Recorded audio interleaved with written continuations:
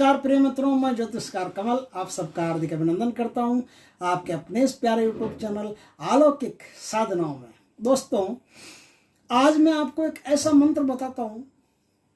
अक्सर क्या होता है, आपने सिंदूर का टीका देखा होगा लोगों के सर पे।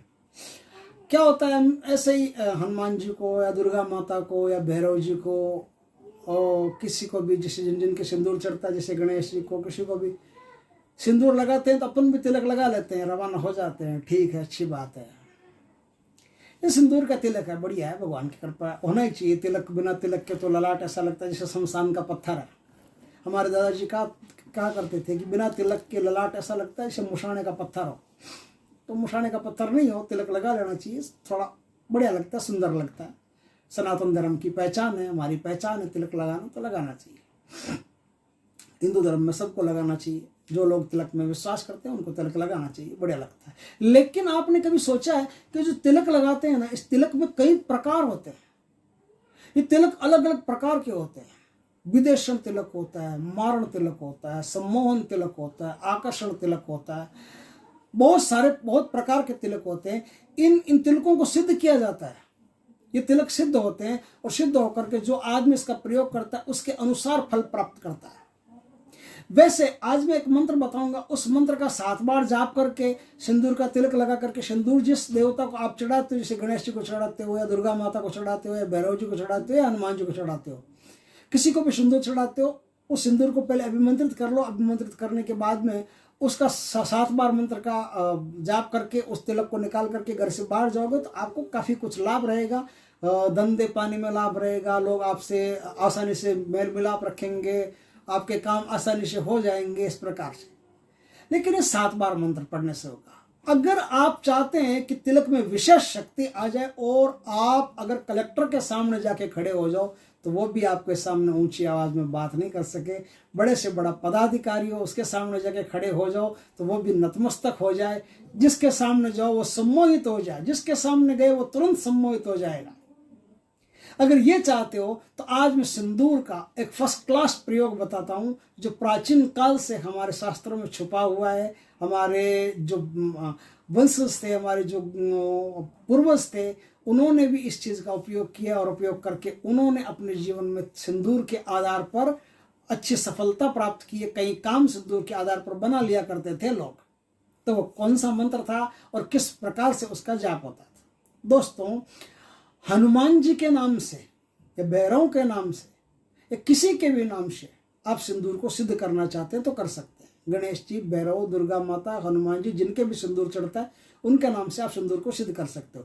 आज मैं हनुमान जी के नाम से सिंदूर को सिद्ध करने की एक विधि बताता हूँ। दोस्तों, एक मंत्र है, उस मंत्र का आपको 10,000 बार जाप करना पड़ेगा।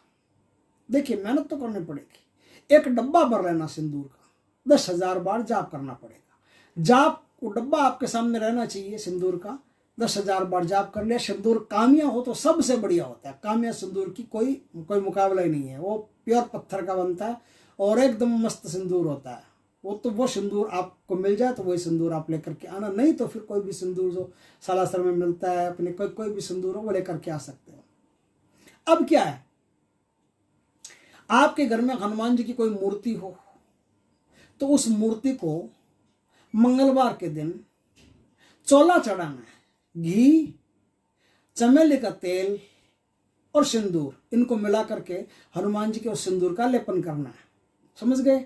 गूगल की धूप करनी है, हनुमान जी को प्रसाद चढ़ाना है, अच्छी तरह से हनुमान जी को राजी करना है, हनुमान जी का अच्छी तरह से पूजन वूजन करना है।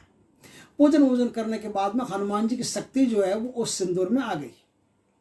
अब उस सिंदूर से आप हनुमान जी को भी रोज तिलक लगाएंगे और खुद को भी रोज तिलक लगाएंगे।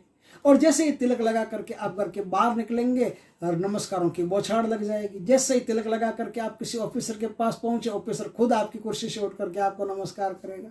जैसे आप कहीं भी उस तिलक को लगा के पहुंचे, उस तिलक को जो कोई देखेगा 1 सेकंड में आपके सामने सम्मोहित हो जाएगा। सम्मोहित होने का मतलब समझ लें, गलत नहीं ले इसका अर्थ ये नहीं है कि आप सामने वाले से कोई 10,000 रुपया मांग ले, 10 लाख रुपया मांग ले, तिजोरी मेरे को दे दे, ऐसा कुछ नहीं है। सम्मोहित होने का मतलब है कि आपके प्रति आदर, भाव, सम्मान उसके मन में अपने आप पैदा हो जाएगा और आप उसे जो बात कहोगे आपके पक्ष को वो पहले सुनेगा, गंभीरता से लेगा, आपकी बात को ध्यान से सुनेगा, उसको लगेगा कि आप जो कह रहे हो वो एकदम सत्य कह रहे हो, क्योंकि आप झूठ बोल ही नहीं सकते। आपके सर पे जो सिंदूर है वो सिंदूर आपके अंदर ऐसी ऊर्जा पैदा करता है जो सामने वाले को खींच लेती है, उसका आकर्षण कर लेती है।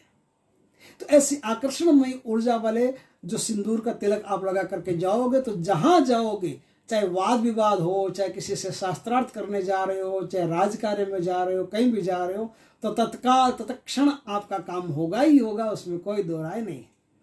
आप उस सिंदूर का तिलक लगा करके अपने दुकान पर गद्दी पर बैठते हो तो दुकान में जो ग्राहक चढ़ गया उसे कोई न कोई सामान आपकी दुकान से खरीदना ही पड़ेगा। लेकिन ध्यान रखें, आप ईमानदार होने चाहिए। ये नहीं है कि 10 रुपए के सामान का 100 रुपया ले लें।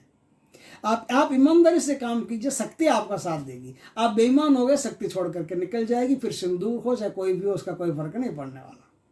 यदि आप ईमानदारी से नेकी से अपना कार्य करते गए तो इस सिंदूर की ताकत से सामने वाला आदमी आपके प्रति अभिमंत्रित हो जाएगा, सम्मोहित हो जाएगा। और सम्मोहित हुए व्यक्ति से कभी भी उसका जो कौन सा लाभ बोलते हैं वो दुष्प्रयोग नहीं करना चाहिए, गलत लाभ नहीं लेना चाहिए। यदि कोई आदमी आपका मान सम्मान करता है, कोई आदमी आपकी इज्जत करता है, तो उससे यदि लाभ ही लेना है तो जैसे 10 रुपये की चीज़ हो तो 11 रुपये, 12 रुपये, 15 रुपये तक आप ले सकते हो। ज़्यादा से ज़्यादा 10%, 5% जो भी आपका मुनाफा, एक नियत मुनाफा, ईमानदारी का मुनाफा बनता है वही आपको लेना चाहिए। ज़्यादा लिया, शक्ति खत्म, फिर मजा करो, दोबारा ऐसी दिन नहीं होगी।